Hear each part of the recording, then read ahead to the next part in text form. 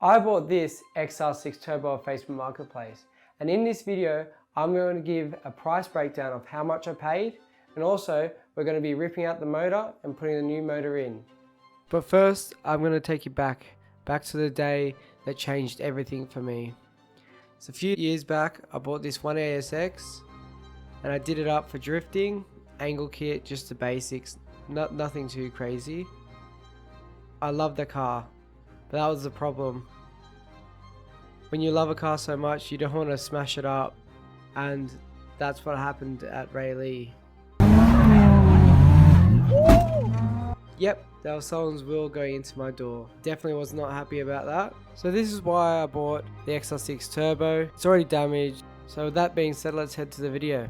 So today we're going to start disassembling the motor. First thing I'm doing is taking off the intake because I've actually sold that. I've got a new intake going on, so let's go ahead and start that. Here is the new intake, nice fresh and black, get rid of all that silver. The reason why I'm getting rid of this one is because it came with the car and it's great. I've always wanted to sell it, but that one that's in the box, that was for another build that I had. If you look at my YouTube channel, you'll see that I was building a AU Falcon. I've stopped building that because I just want seat time. So anyways, I'm using all the new parts that I've bought already and putting them on my new motor. So this one's got to go. So we're going to get that done.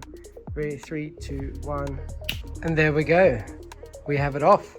Next will be all the wiring harness and everything else that is still attached to the car. And we'll lift it out. Still got to do the gearbox. Haven't been filming it, but we're getting the motor out.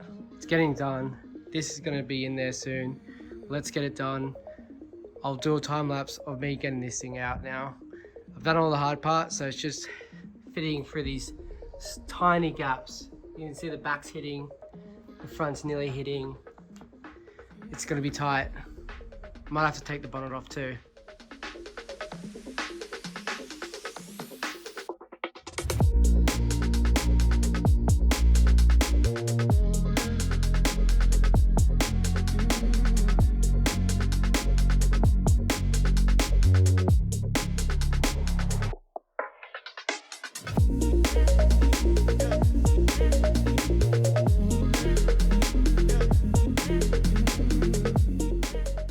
Alright guys, so I've just put on the new timing chain tensioner.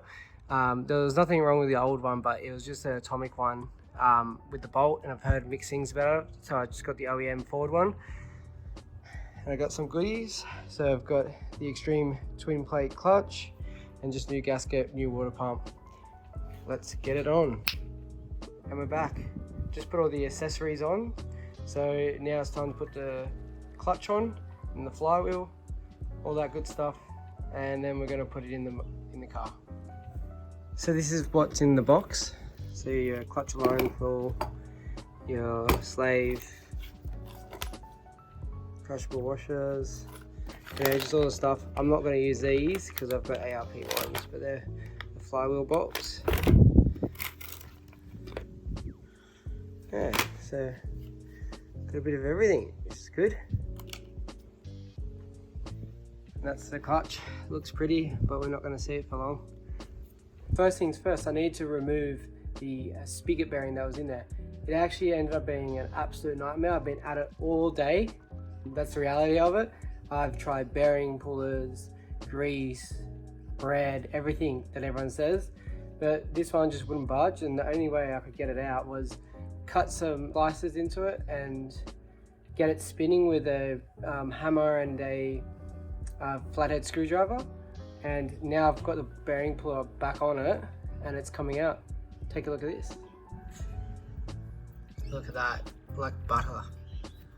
Like it never happened.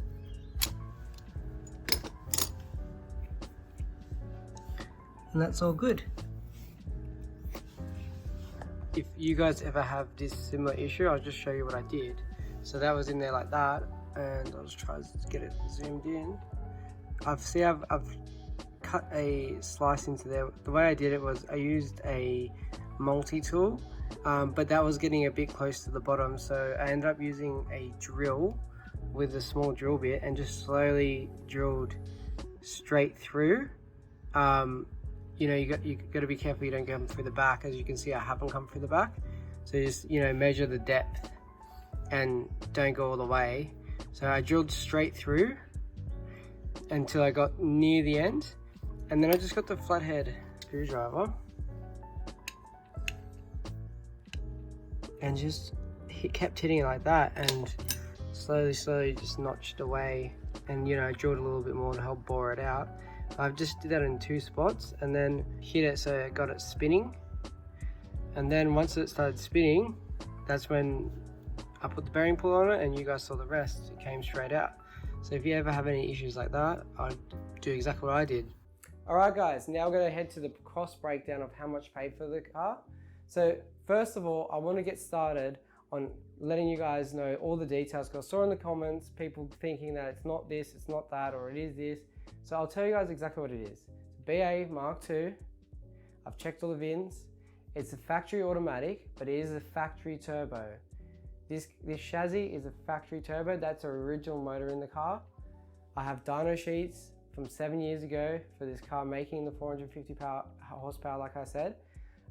It's not a factory manual, it's an automatic, and someone's put a T56 in it with the clutch and everything, and it obviously got PCM tech and whatnot.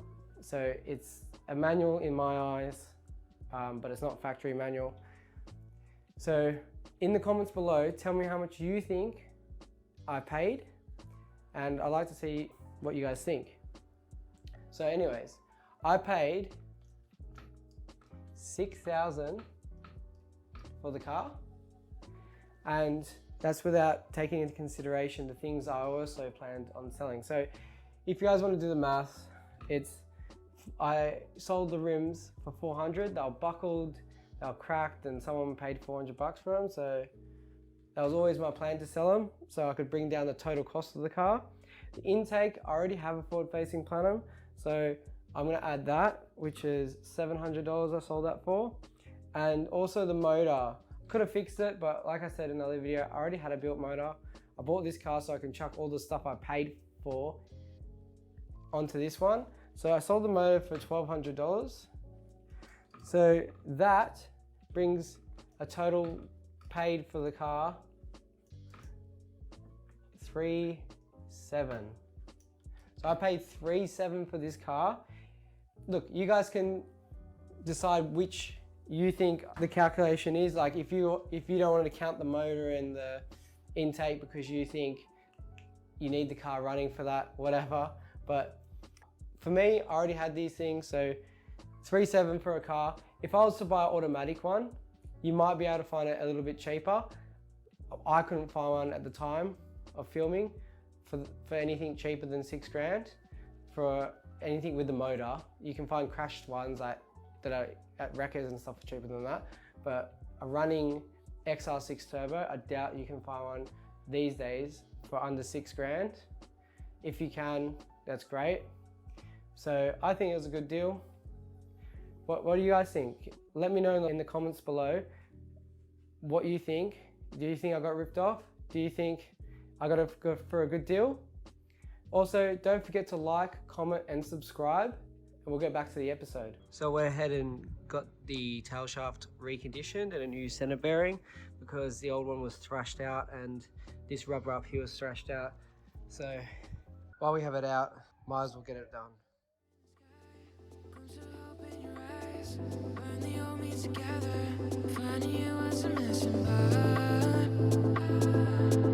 Feels like it's a start, and I will stay in comfortable silence.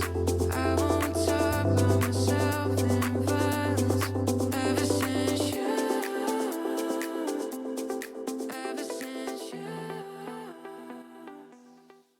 Thanks for watching, guys. I'll see you on the next one.